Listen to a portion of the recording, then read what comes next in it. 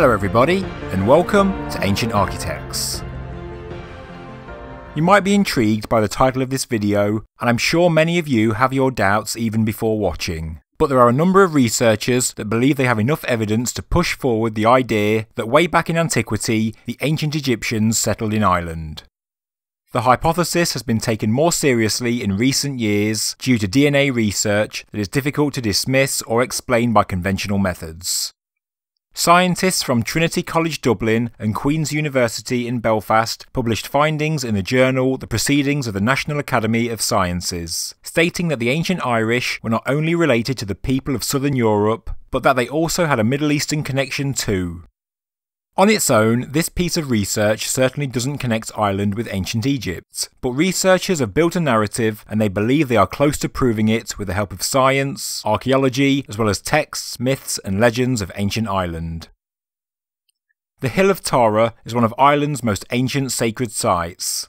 It is surrounded by dozens of Neolithic earthworks, and although commonly attributed to the Celts, the site does, in fact, predate their arrival in Ireland by thousands of years.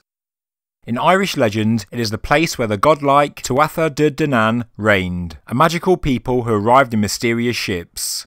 To make the Hill of Tara even stranger, a skeleton was found by workers digging at Lismullen Henge. Some thought the skeleton was a dog, others a badger, but some claimed it was actually the remains of an ape, a claim that has been taken seriously by a number of writers. But why would there be an ape buried in Ireland? Primates are not indigenous to Ireland, and there has certainly never been a find like it. So how do we explain it? Well, in actual fact, there has been another find. The skull of a Barbary ape was found during excavations at Imheim Macha in County Armagh, and it was carbon dated to be roughly 2,500 years old. From this, two questions arise. How did these Barbary apes get to Ireland? And more importantly, why? One of the most controversial theories to come from all of this is the connection to Egypt. There are Irish legends connecting Tara and Egyptian royalty, but they have been impossible to prove and have also been taken with a pinch of salt by historians. But then there was the discovery of a skeleton of a 15-year-old boy at the Mound of Hostages near Tara by Dr. Sean O'Riordan of Trinity College.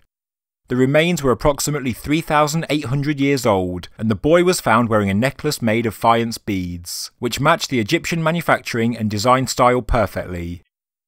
In 1956, J.F. Stone and L.C. Thomas both reported that these beads were indeed Egyptian, saying, when they were compared with Egyptian faience beads, they were found to be not only of identical manufacture, but also of matching design. At around the same time as this child died, we are told that King Tutankhamun was entombed wearing a priceless golden collar, inlaid with matching conical blue-green faience beads. Interestingly, an almost identical necklace was found in a Bronze Age burial mound in Devon, England.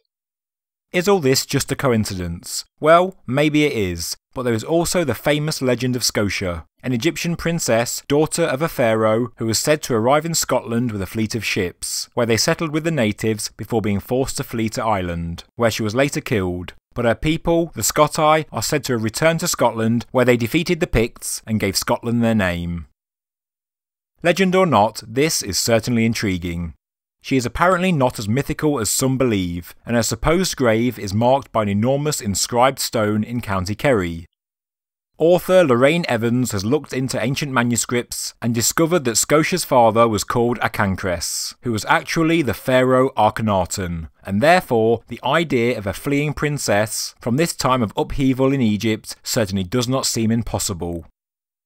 In Evans' book, Kingdom of the Ark, she reveals archaeological connections between Egypt and Ireland and the UK.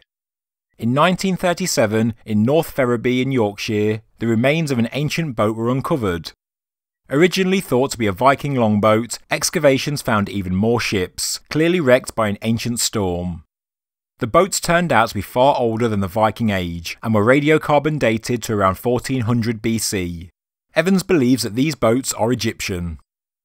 So, there are a few archaeological and legendary links between Ireland and Egypt, and the DNA discovery offers a possible tantalising explanation.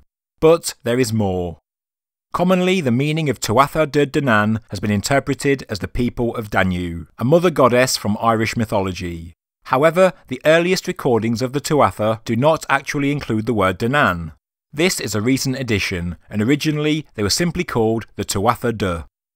Anyone with even a passing interest in ancient Egypt has heard of the god Thoth, who became Hermes in Greek mythology. Thoth was a moon god who is said to have brought wisdom and writing to the world, but interestingly he has been represented and symbolised by a baboon or North African ape, similar to the skeletal remains that were found at the Hill of Tara in Ireland. Etymological variations of Thoth are thought, thoot, taught and toot, very similar to the Irish Tuatha. Researchers have looked at phonetic similarities in Egyptian hieroglyphs and found possible meanings behind the Irish phrase Tuatha De. Thoot Day translates to Thoth's crossing, Thoot Dat translates to Thoth's journey by boat, and Thoot Da translates to Thoth's storm, and according to some Irish legends, the Tuatha came to Ireland in dark clouds. All three variants mentioned here are in line with the descriptions of how these legendary people arrived in Ireland. When they arrived, we don't know, but maybe Princess Scotia came to Ireland because she knew it was ruled by the people of Thoth, ancient Egyptians who had made Ireland their home many years before.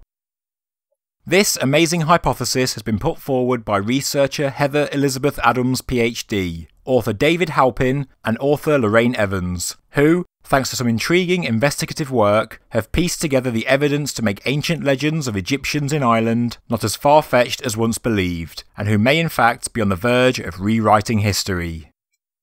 So, in summary, skeletal remains of ancient apes have been found in Ireland, buried at sacred sites. Sites that legends say were settled by seafaring godly people, who could be linked to the Egyptian god Thoth, a god who himself was often portrayed as an ape.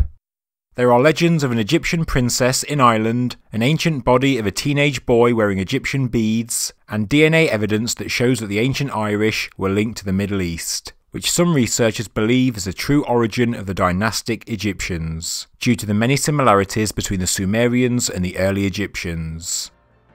Archaeological finds are being uncovered that link the UK and Ireland with Egypt, from boats to golden royal artefacts, and in time there may well be undeniable proof that the Egyptians really did rule ancient Ireland. Thank you very much for watching this episode of Ancient Architects. If you enjoyed the video, please subscribe to the channel, please like the video, and please leave a comment below. Thank you very much.